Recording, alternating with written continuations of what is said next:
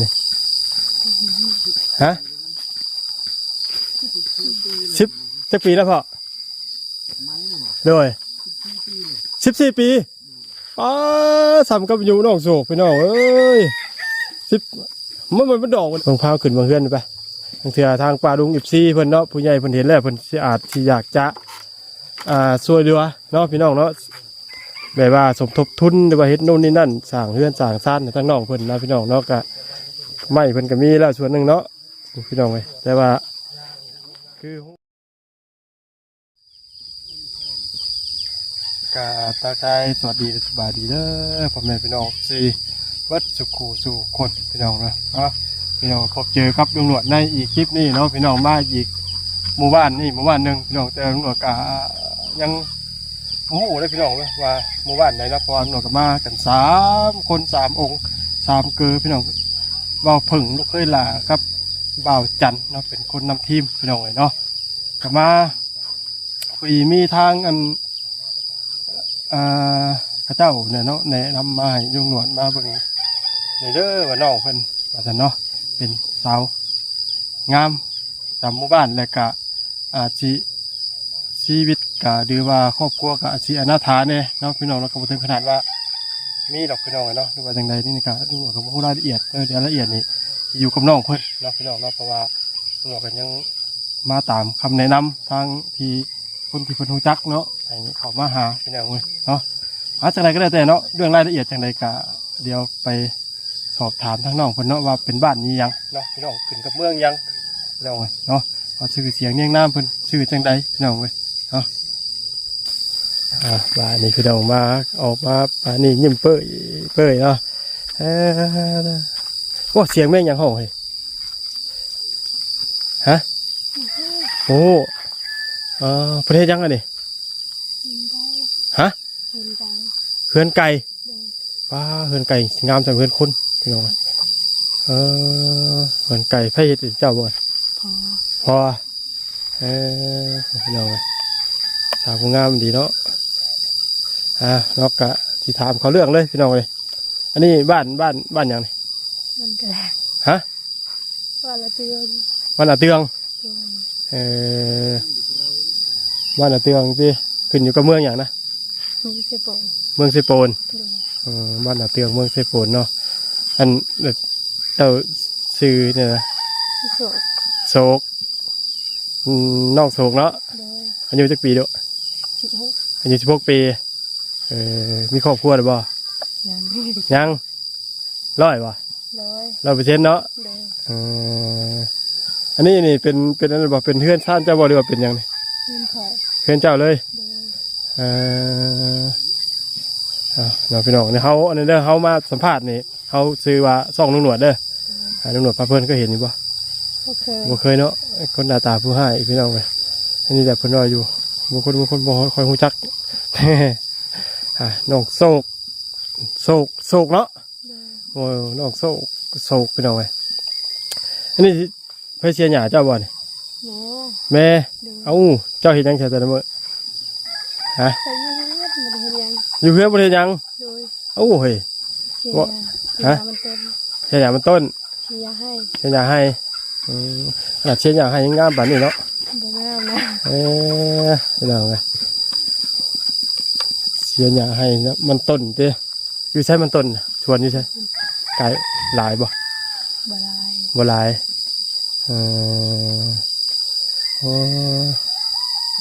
เพื่อนเจ้ามีไฟฟ้าบ่นี่ไฟฟ้าแรงกายซื่อโอ้ยสายไฟแรงกายเพื่อนพี่น้องเว้ยเวลาใส่ยังใช่เนี่ยใส่ไฟยังไฟอันนั้นบ่ไฟอันแสงโซลาร์เซลล์บ่ฮะยังระบายเลยนะฮะเป็นแล้วเป็นนะไปเชียร์หยาให้ดิอันอยู่กันจะคนในเฮือนเจ้านี่6 คน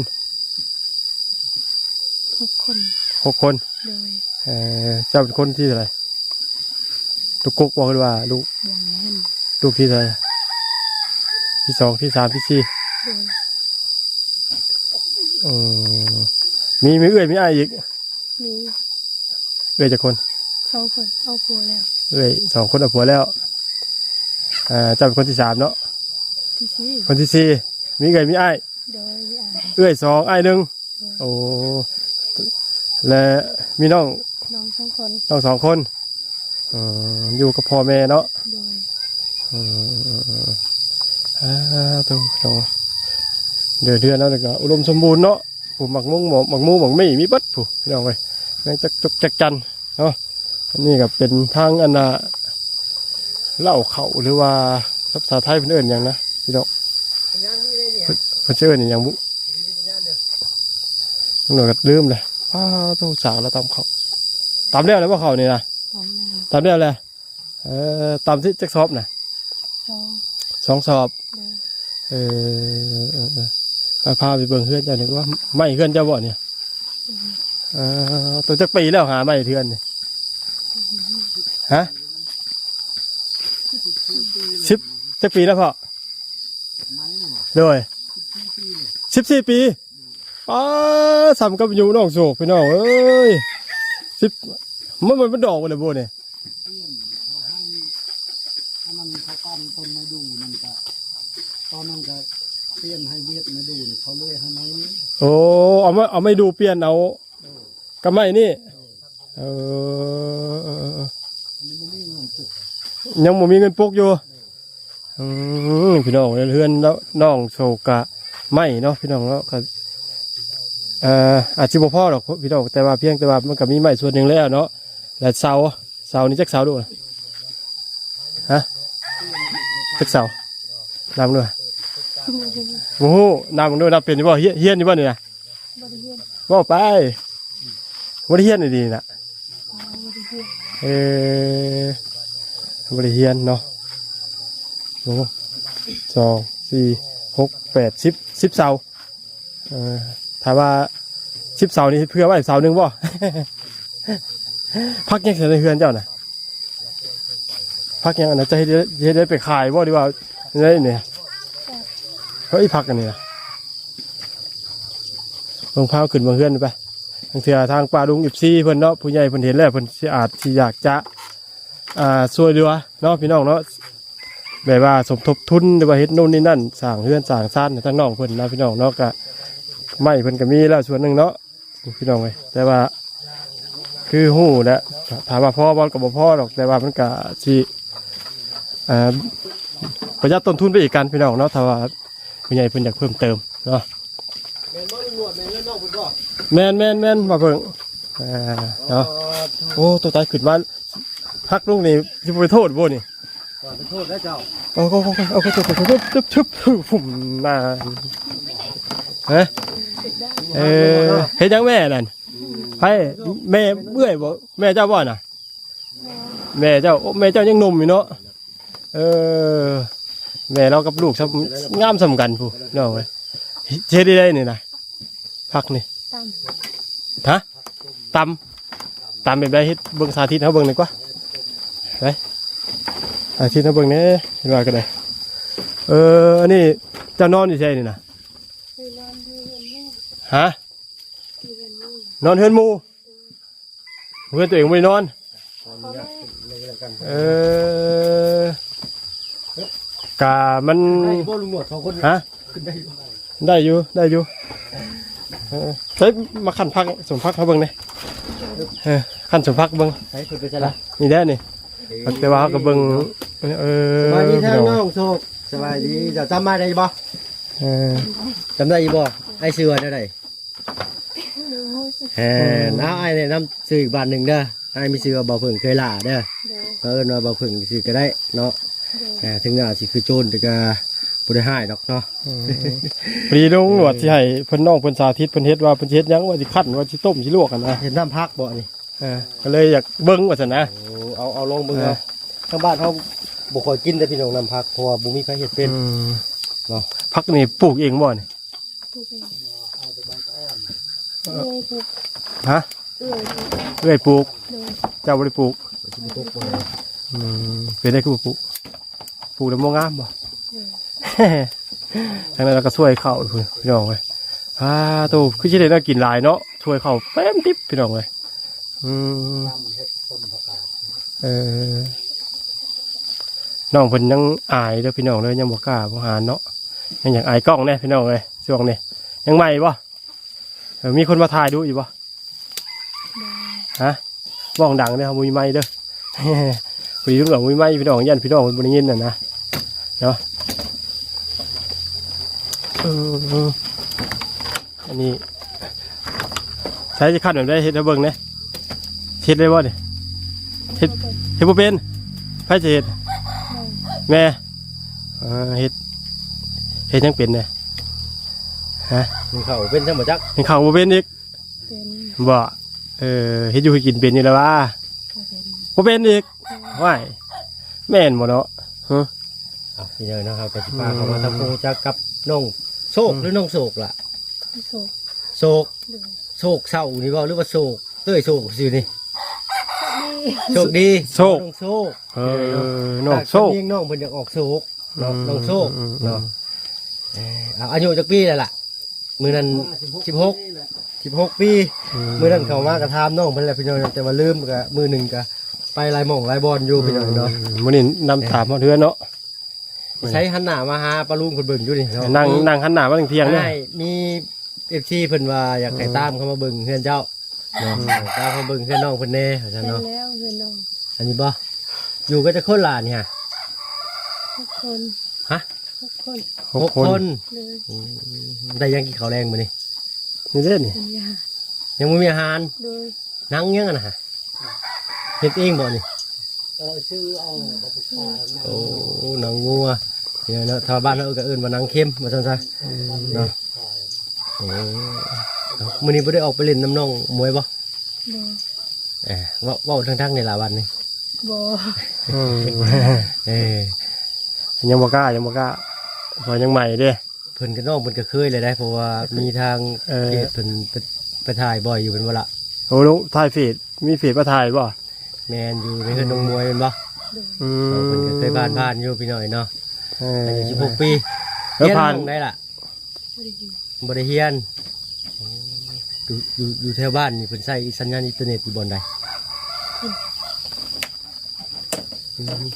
มันคือดังสิครับพี่น้องขอมามื้อนี้ก็บ่มีหยังมาฝากมาต้อนน้องเพิ่นได้พี่น้อยเนาะมีแต่ไข่ละ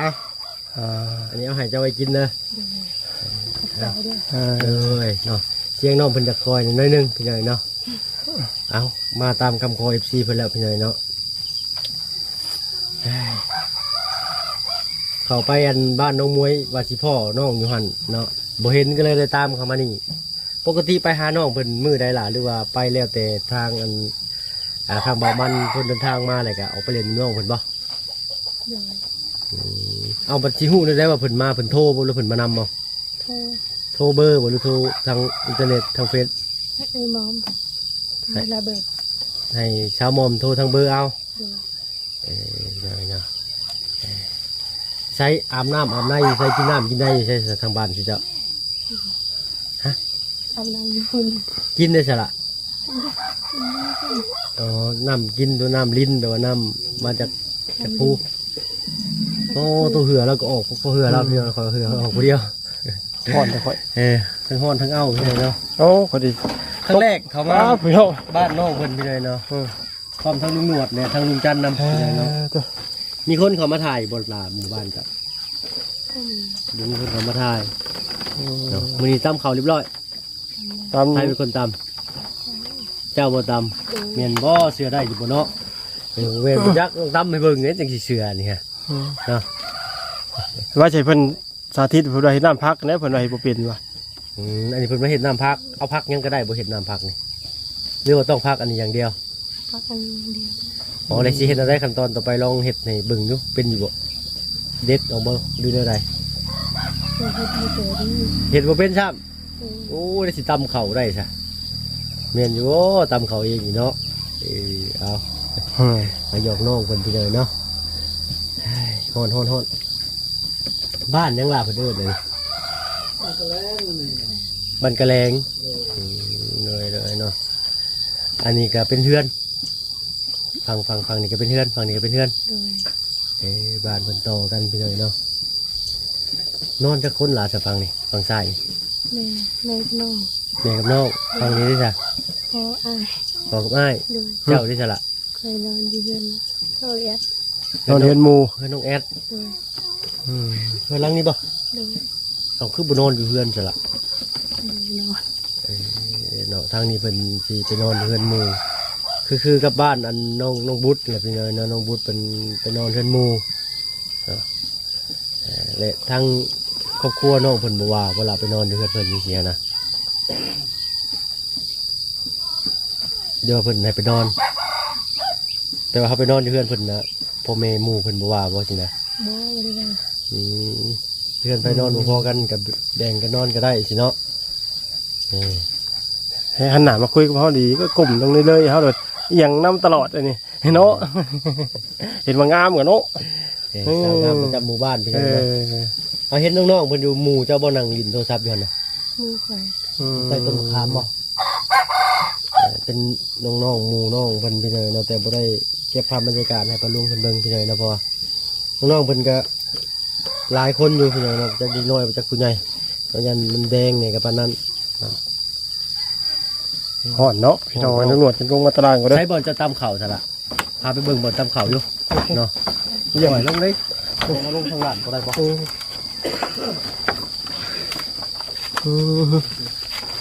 ไปลงไป พี่น้องไว้เนาะโอ้ทั้งว่าพึ่งพี่น้องไว้โดยสบายดีเท่ากับพึ่งน้องนี่ก็เป็นเพื่อนสองลังแล้วพี่น้องแต่มันกับพ่อกันนี่แหละเนาะ อันนี้ไม่จะเบิดบ่ล่ะเนี่ย งานไม่เราเอาไม่ดูได้เอาแต่ว่าไม่ดูเปลี่ยนเอาตั้งแต่สมัย14 ปีที่แล้วแล้ว อันนี้บ่จะตำเข่าเลยล่ะเฮ็ดจะได้ปัจจุบันเนี่ยคือออกมา